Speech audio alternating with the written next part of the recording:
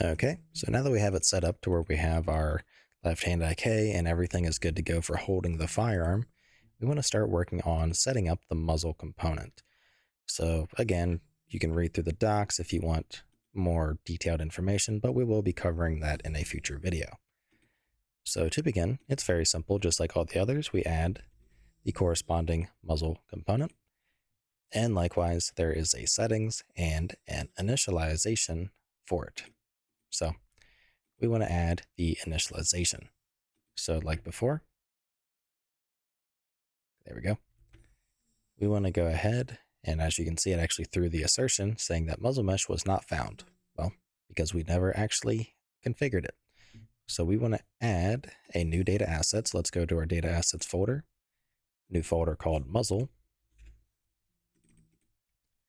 And let's go to SKG, data assets, muzzle, and we're going to add some new initialization settings. So DA underscore muzzle init underscore tutorial underscore firearm. Like all the other times, we have a muzzle mesh name, so skeletal mesh with a capital M.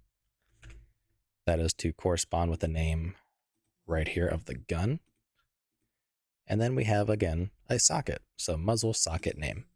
So let's go to the mesh, add a socket, s underscore muzzle, and we want to position this one to be at the end of the muzzle.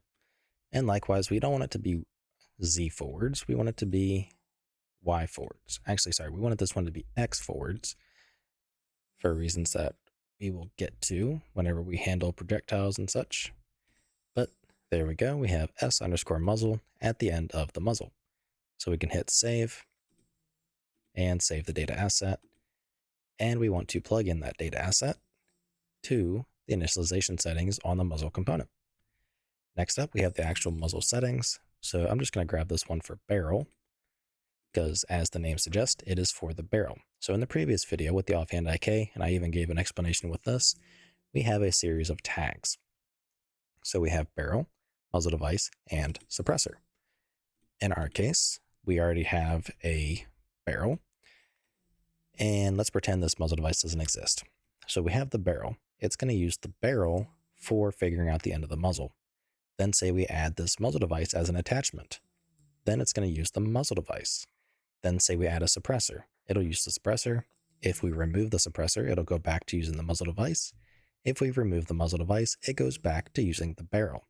So it all works down that chain like so. So that's why we're able to just use the barrel, and they already have pre-made ones for the muzzle device and the suppressor.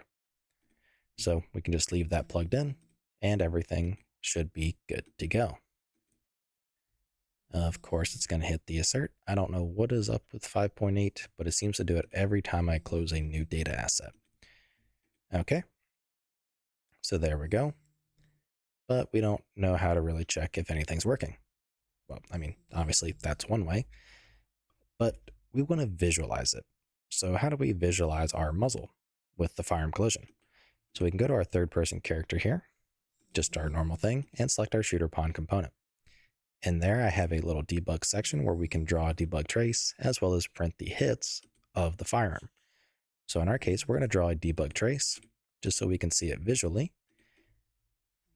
And that is our sweep for the firearm.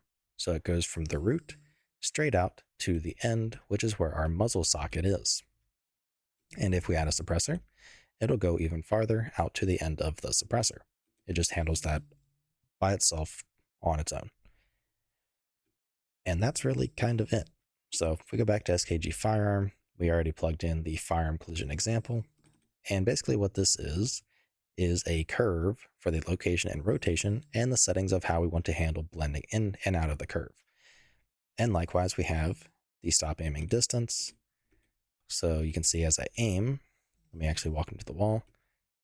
As I start touching the wall, it pushes back, and after a certain threshold, it stops aiming. So that's what the feature is for. And likewise, the diameter, we can make this big. Let's do 10. You can see the sweep is now quite huge. So If we come and touch the edge, you can see it's colliding even though the firearm itself is not actually hitting yet. Or we can have it tightened up back to where it is at the default, which is 2. Like so. And when it actually starts to touch, that's when it takes effect. So you can really go through and tinker with these however you want. But again, it is all shown pretty much throughout here what these settings actually do. So this covers the muzzle temperature, which is something we'll get into later as well. And that is pretty much it. So that takes care of our firearm collision, just a couple clicks, and we were done and good to go.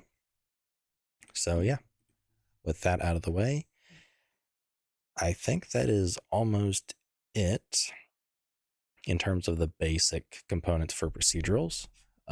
Next up would probably be jumping into some basic attachments and just testing this out and getting it working properly in multiplayer. So I will see you then.